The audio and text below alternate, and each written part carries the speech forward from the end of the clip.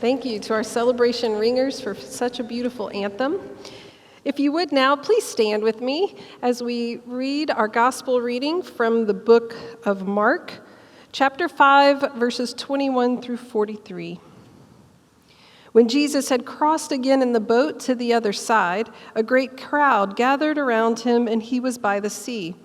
Then one of the leaders of the synagogue named Jairus came and, when he saw him, fell at his feet and begged him repeatedly, "My little daughter is at the point of death. Come and lay your hands on her so that she may be well and live." So he went with him. And a large crowd followed him and pressed in on him. Now there was a woman who had been suffering from hemorrhages for 12 years. She had endured much under many physicians and had spent all that she had, and she was no better, but rather grew worse. She had heard about Jesus and came up behind him in the crowd and touched his cloak. For she said, "If I but touch his clothes, I will be made well." Immediately her hemorrhage stopped, and she felt in her body that she was healed of her disease. Immediately aware that power had gone forth from him, Jesus turned around about in the crowd and said, "Who touched my clothes?" And his disciples said to him, "You see the crowd pressing in on you. How can you say, 'Who touched me?'" He looked all around to see who had done it. But the woman, knowing what had happened to her, came in fear and trembling, fell down before him and told him the whole truth. He said to her, "Daughter, your faith has made you well. Go in peace and be healed of your disease." While he was still speaking, some people came from the leader's house to say, "Your daughter is dead. Why trouble the teacher any further?" But overhearing what they said, Jesus said to the leader of the synagogue, "Do not fear, only believe." He allowed no one to follow him except Peter, James, and John, the brother of James. When they came to the house of the leader of the synagogue, he saw a commotion, people weeping and wailing loudly. When he had entered, he said to them, "Why do you make a commotion and weep? The child is not dead, but sleeping." And they laughed at him. Then he put them all outside and took the child's father and mother and those who were with him and went in where the child was. He took her by the hand and said to her, "Talitha cum," which means, "Little girl, get up." Immediately the girl got up and began to walk about. She was 12 years old. At this they were overcome with amazement. He strictly ordered them that no one should know this, and he told them to give her something to eat. This is the word of God for the people of God. Thanks be to God. Please be seated.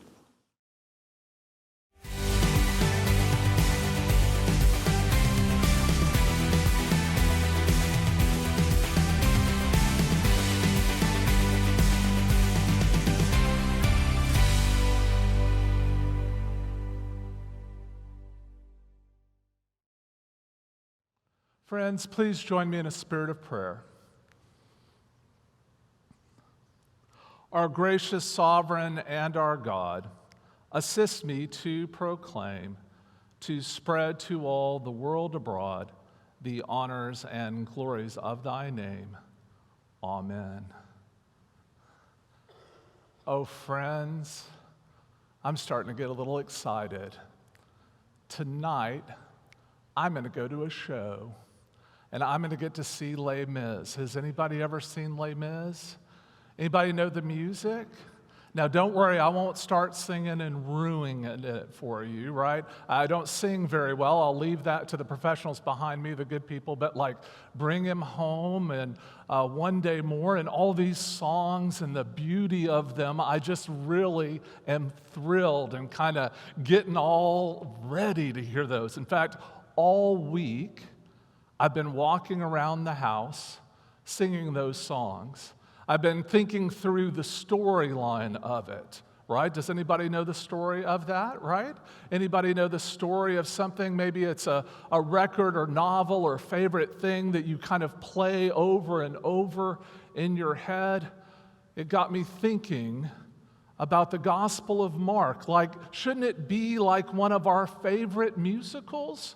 One of our favorite Broadway shows, I found this online there. I mean, should we know the tension in the stories? I mean, every one of those, if you look up there, there's a story behind it, something dramatic that makes it worth seeing. There are songs that paint beautiful themes that kind of weave through it.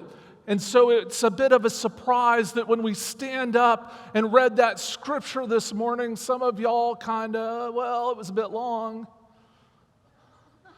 Kind of got a little bit lost there on the way. There's a tension and emotion and a beauty in Mark that kind of outshines any musical. There's a complexity to it and how it comes together, and all the parts form into something that is as tense as the Sharks and the Jets in the West Side Story. There's something that's as beautiful as singing Memories under the moonlight with cats. It has that kind of element of a story that's been woven together so that somehow we might hear its consistent theme that begins in verse 1, chapter 1, where it reminds us indeed the assertion of Mark, plainly spoken, Jesus is the Messiah, the Son of God.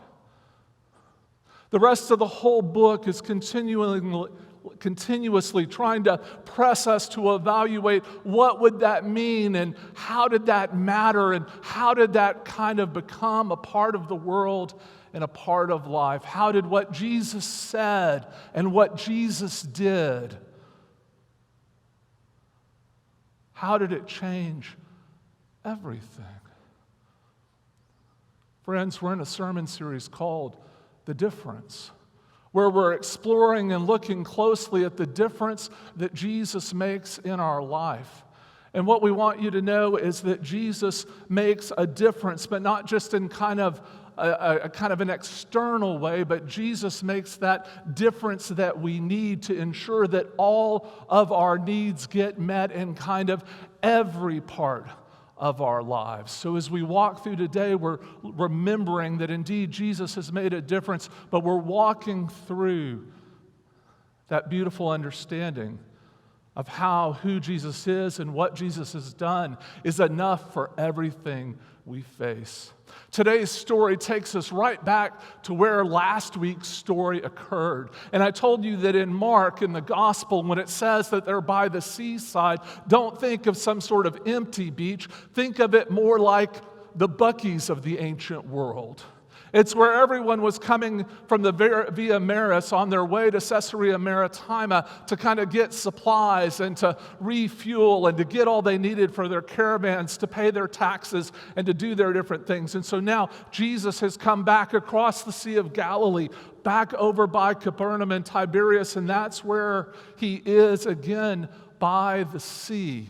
And so we're told in this place there by the sea that Jairus, the president of the synagogue, has come up before Jesus and kneeled before Jesus and pleads with him.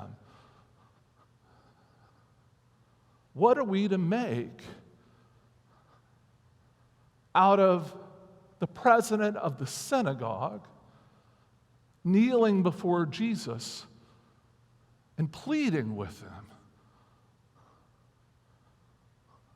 Well, at the least, friends, it's like an old Facebook status for relationships. It's complicated. And so what I want to kind of walk you through a little bit, and I hope you'll listen to the tension and absorb a little bit of the backstory, and I promise I won't try to sing it for you. It's kind of what's been going on that creates this scene of great tension, and why is this kind of a problem here in the book? We have this situation where you notice that Jesus, when confronted by this man who was pleading for healing, Jesus is silent. In all the other passages, when Jesus is approached, Jesus interacts with the person who approaches. But here, Jesus is silent.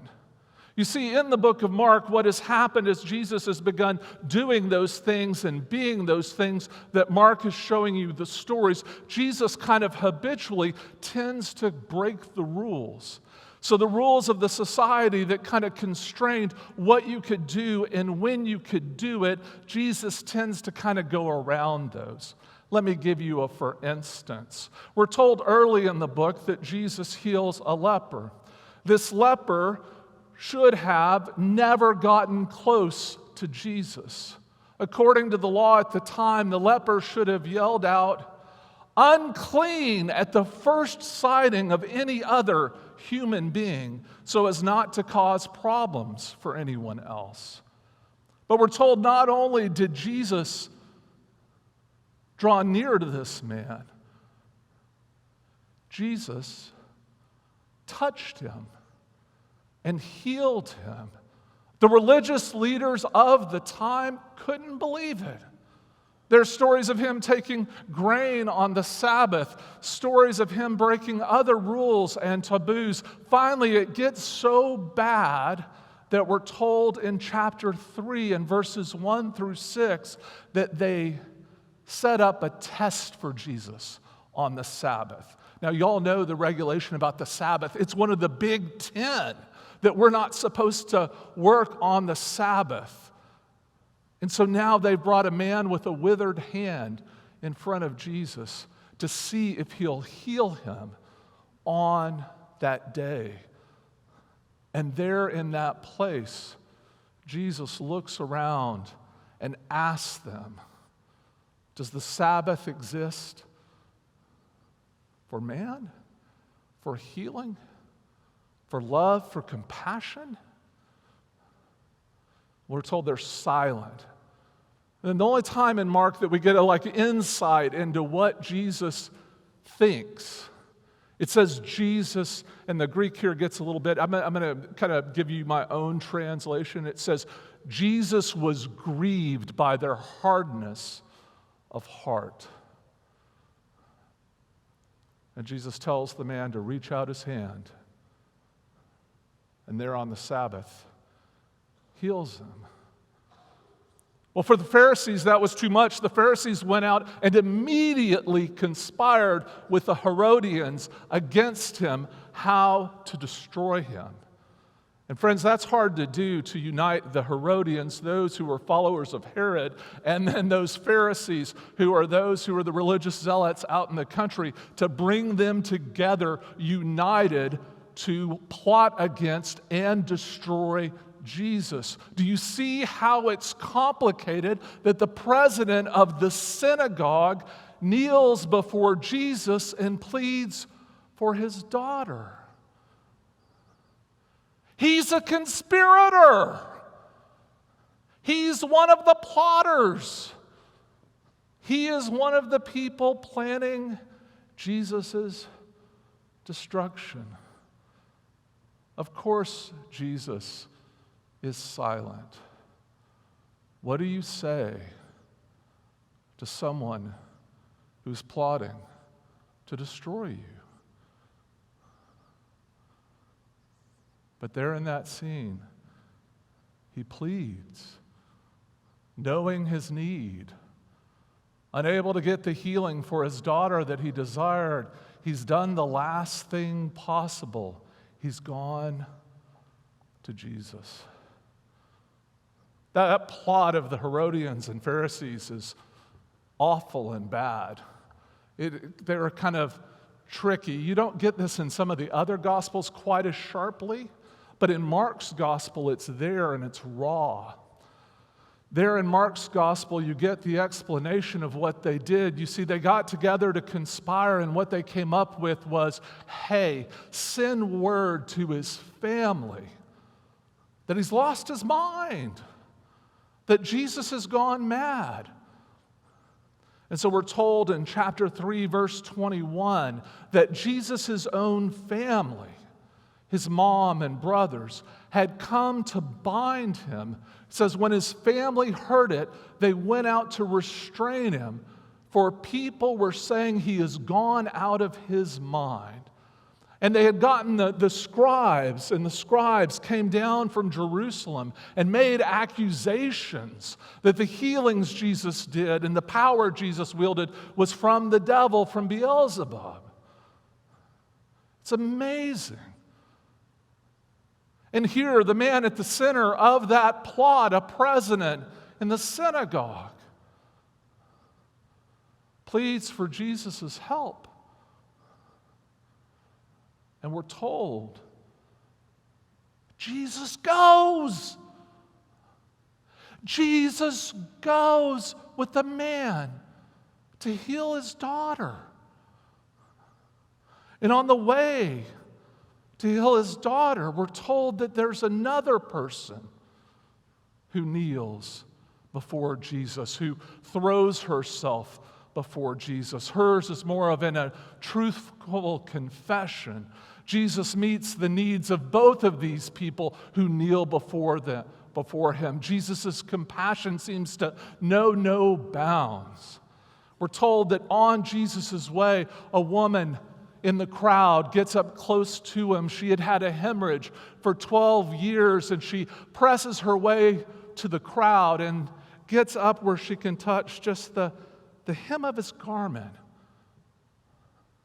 And in touching the hem of his garment, feels the power pass through her and heals her body. Now Jesus feels the power pass out of his body through her to heal her. And he looks around at his disciples and he says, "Friends, who touched me?" And the disciples respond, "Jesus, it's a holiday weekend at Buc-ee's. We don't know who touched you." Y'all never pass through Buc-ee's? Y'all ever stop? I don't even own stock, right? But there's such a crowd, they don't know who could have touched him. And now this woman comes forward and confesses. Again, breaking the rules and the law. You see, she was unclean. She couldn't be in the crowd. She also couldn't talk to the rabbi. None of that was permitted in the society in the time. And what does Jesus do? Jesus has compassion. Oh, friends, the compassion of Jesus is on the page of Mark at every turn. Who Jesus is made known in what he does. And no matter how complicated the situations of that first century life seems to get, no matter how intertwined all the stories seem to be, what we see is that who Jesus is and the compassion of God becomes fully made known. And the actions and words of Jesus. And I wonder, do any of us ever have lives and relationships that feel complicated? Have we ever felt like the world was accelerating and the things around us and our family and friends were getting so challenging and difficult, it's a race to keep up? Have we ever had situations where it's good to know that as complicated as life may get, we believe in a Jesus who calls out to us from Mark to remind us that we can be healed, we can be made whole, we can be loved beyond anything we could imagine by the one who is at the center of that story.